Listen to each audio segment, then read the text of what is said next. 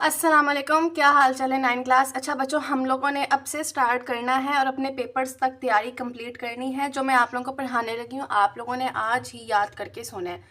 पहले चैप्टर का पहला टॉपिक है, स्मार्ट सिलेबस में भी है, याद कर लोगे बहुत फ़ायदा होगा। ठीक है, सबसे पहले आपके पास आ रहा है बायोलॉजी।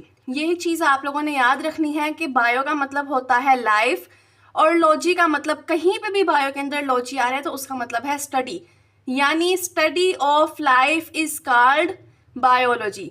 अगर आप लोगों के पेपर में आ जाता है तो किस तरह से लिखना है, bio is a Greek word, bio means life and logy means study, study of life is called biology. Biology is next divided into 3 major fields. लिख दोगे पूरे 2 नंबर मिल जाएंगे, उसके अंदर चाहे लिख देना जोलॉजी, बॉटनी, माइक्रो बायोलॉजी। अच्छा जी, अब हम लोग देखेंगे जोलॉजी को। बच्चों हम लोग जब जू जाते हैं, ये मैं आप लोगों को एक ट्रिक बताने लगी हूँ, आप लोगों को याद रहेगी।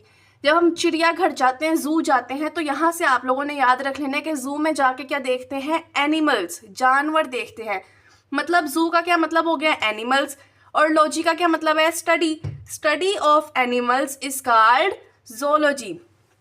अब उसके अंदर आप लोग सिर्फ इतना तो लिखोगे नहीं अपने 2 नंबर की सवाल के अंदर, तो आप लोगों ने बताना है कि एनिमल्स का स्ट्रक्चर, उनका फंक्शन और उनका बिहेवियर, ये तीनों चीज़ें कहाँ पे पढ़ते हैं हम लोग, जोलॉजी में पढ़ते हैं।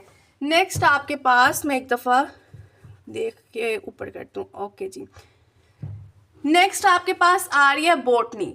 बच्चों आप लोगों ने याद रखना है, प्लांट्स के बारे में जो स्टडी करते हैं वो हमारी फील्ड है बॉटनी, और जो प्लांट्स की स्टडी करते हैं उनको बोलते हैं बोटेनिस्ट। याद रहेगा, स्टडी ऑफ प्लांट्स। इसके अंदर हम लोगों ने उनकी स्ट्रक्चर, उनकी ग्रोथ और उनकी रिप्रोडक्शन की, उनकी रिप्रोडक्शन कैसे होती है। इसके बाद आपके पास आ रही है माइक्रो ऑर्गेनिज्म। इसमें हमने माइक्रो ऑर्गेनिज्म के बारे में स्टडी करनी होती है। माइक्रो ऑर्गेनिज्म होते कौन से बच्चे, ऐसे ऑर्गेनिजम्स जो हम अपनी आम आंख से नहीं देख सकते, हमें माइक्रोस्कोप से देखने पड़ते हैं, उनको बोलते हैं माइक्रो ऑर्गेनिज्म। उसमें हम लोगों ने उनका स्ट्रक्चर, वो दिखने में कैसे हैं, उनका काम और उसका इम्पैक्ट ऑन हेल्थ, हमारे हेल्थ के ऊपर उनका क्या असर है, इसको स्टडी करना है।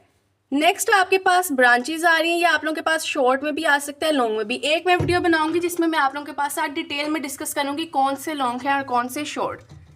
सबसे पहले आ रही है ब्रांचेज ऑफ बायोलॉजी, उसमें आ रही है मॉर्फोलॉजी। बच्चों लॉजी का मतलब याद रखना है स्टडी, स्टडी करना है फॉर्म एंड स्ट्रक्चर, साख्त याद पढ़नी है ऑर्गेनिज्म की, हमारी आउटवर्ड अपीयरेंस और हमारा इंटरनल स्ट्रक्चर। ये बाहर क्या है हमारे आउटवर्ड अपीयरेंस के अंदर, इसके अंदर इंटरनली स्ट्रक्चर हमारे पास क्या बना है, किसमें पढ़ते हैं, मॉर्फोलॉजी के अंदर।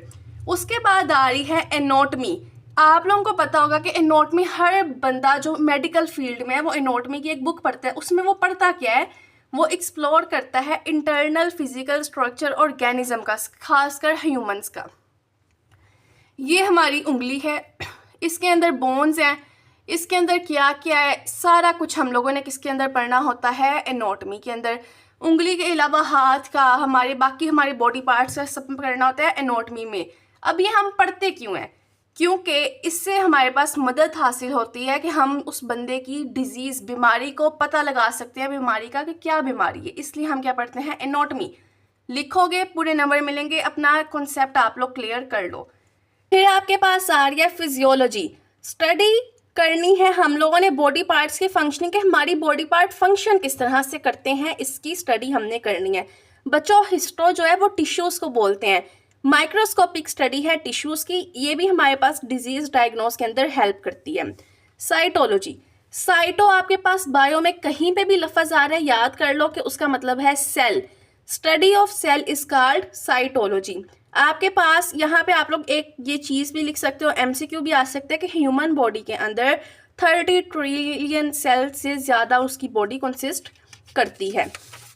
नेक्स्ट हम लोगों के पास थोड़ी सी ब्रांचेस रह गई हैं, जल्दी जल्दी इनको भी याद कर लेते हैं। ओके जी, अब आपके पास आ रही है मॉलिक्यूलर बायोलॉजी। बच्चे हम लोगों ने इसके अंदर स्टडी करने हैं बायोलॉजिकल मॉलिक्यूल्स। बायोलॉजिकल मॉलिक्यूल्स कौन से होते हैं, हमारे पास प्रोटीन्स, लिपिड्स, न्यूक्लिक एसिड, इन सब के बारे में स्टडी करना होता है। एम्ब्रियोलॉजी, एम्ब्रियो से आप लोग याद करो कि हमारे पास हमने ये डेवलपमेंट पढ़नी है कि एक अंडे से इतना बड़ा बच्चा कैसे हो जाता है। माँ के पेट में एक छोटे से हमारे पास फर्टिलाइज्ड एग से एक ऑर्गेनिज्म, एक बेबी कैसे बन जाता है, किसमें पढ़ना है, एम्ब्रियोलॉजी के अंदर। जेनेटिक्स में आप लोगों को बहुत आसान तरीके से और याद रहने वाले तरीके से समझाती हूँ, कभी नहीं भूलोगे। कभी ऐसा होता है ना कि हमारे पास दादे में शुगर होती है, दादाबू को, उसके बाद बाप में आई होती है, फिर बेटे में आ जाती है, तो कहते हैं कि इनके जीन्स के अंदर है। यहाँ हाथ कांपते हैं कुछ लोगों के, उनके ग्रैंडफादर के भी कांपते हैं, उनके बाप के भी, नेक्स्ट बेटे या बेटी के, तो कहते हैं कि हमारी जेनेटिकली चल रहा है। इसका मतलब हुआ कि करैक्टरिस्टिक खसूसियात का ट्रांसफ़र होना माँ बाप से उनकी ऑफस्प्रिंग यानी औलाद के अंदर, उसमें परदादा आ रहा है, दादा बाप बेटा बेटी, इस तरह से एक पूरी लाइन चलती है, एक पूरी, जिन्होंने अपनी जेनेटिक्स को, अपनी खसूसियात को ट्रांसफ़र कर दिया होता है।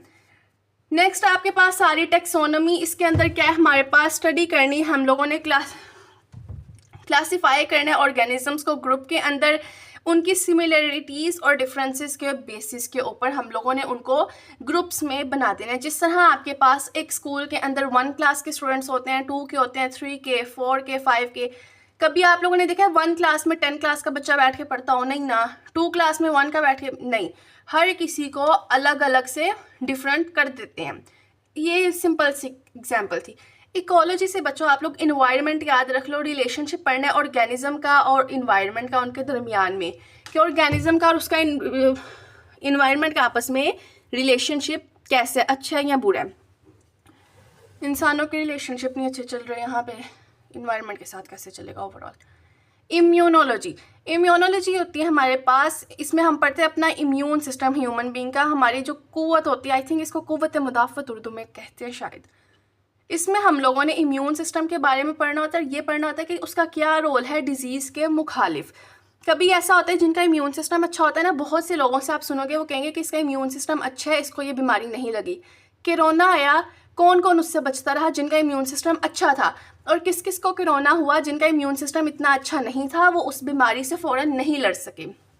और आखिरी आपके पास आ रही है फार्माकोलॉजी।